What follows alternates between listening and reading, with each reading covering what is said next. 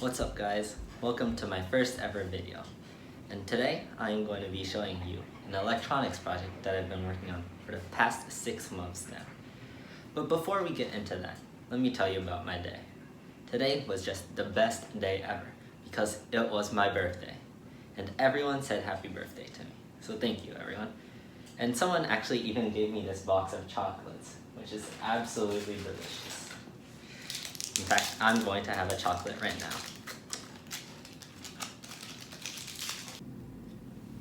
Alright, that chocolate was delicious. But now, this is my monstrosity of a project. And it looks like a jumbled mess of wires, and that's exactly what it is. But, in order to explain this to you and make it more clear what exactly this is doing, let me explain to you how exactly this computer, and actually most computers, work. So this computer consists of, let's say, maybe 5 main parts. The first part here is here. This is the clock.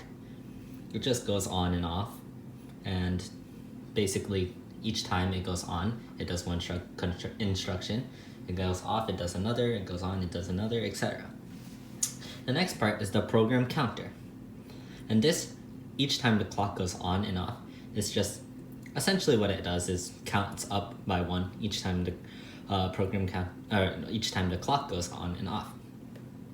The next part is the control world, and what this does is it takes this this input from the program counter, and it says, oh, right now you're at the first instruction, so I'm going to tell the whole rest of this computer to do whatever.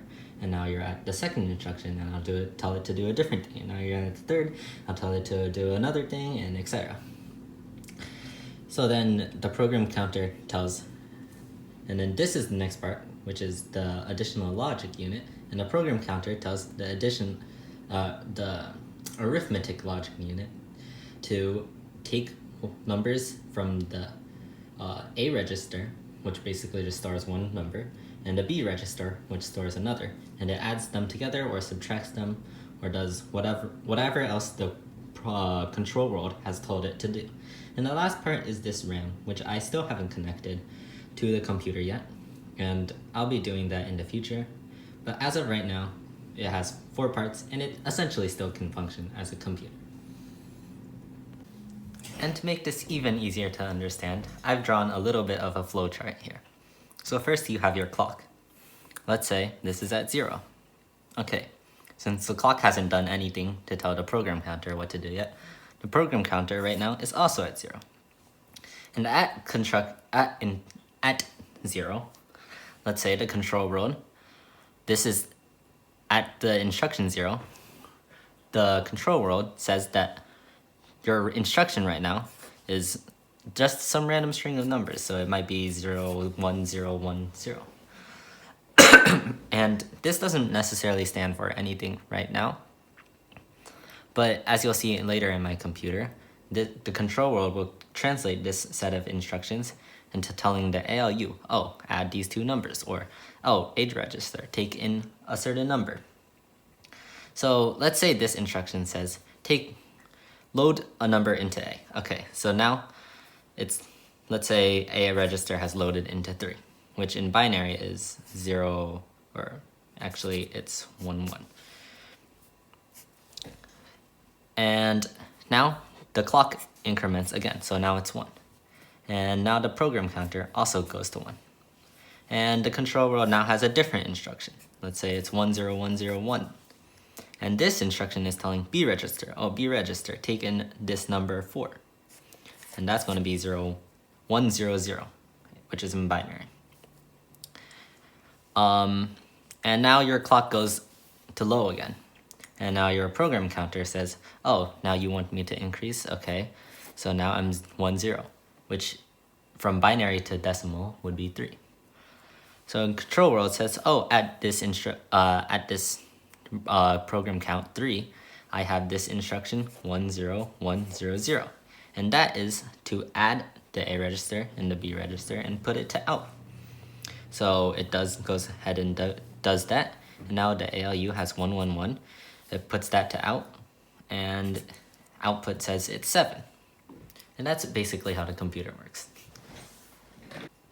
Okay guys, so I'm back. I did a little work off camera and I have programmed this sequence of programs onto the computer. So in the first instruction, when this is 0, it should do nothing. Second one, it loads A, then it loads B with 1, takes the sum and puts it into A, takes the sum, puts it into A, takes the sum, puts it into B, takes the sum, puts it into A, takes the subtraction, which is A minus B, and puts that into A. Then it loads B with a 0. I should write that down. And then it just does nothing forever. So first thing I have to do to run this instruction on my computer is reset the program counter. So as you can see, this is now all zeros. And then since the first instruction is no up, it should do nothing. And so this is actually an additional counter. So each clock pulse actually goes through 4 counts. So now we've got to instruction 1, which is load A with 0. So now if I press the clock, you should see, well, A is already 0, but if it were something else, you would see that A now goes to 0. Okay, and I'll keep going to the next one.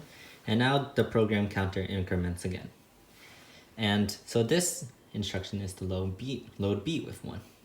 And you'll see there's actually a 1, and this is called the bus. Everything connects to the bus. And you'll see that a 1 is on the bus, and that's because for this load B instruction, it tells the EEPROM, which is permanent memory. Think of your like flash storage on your computer. It's a type of permanent memory, but it can also be used as a multiplexer, which is just takes a certain input and always outputs a certain output.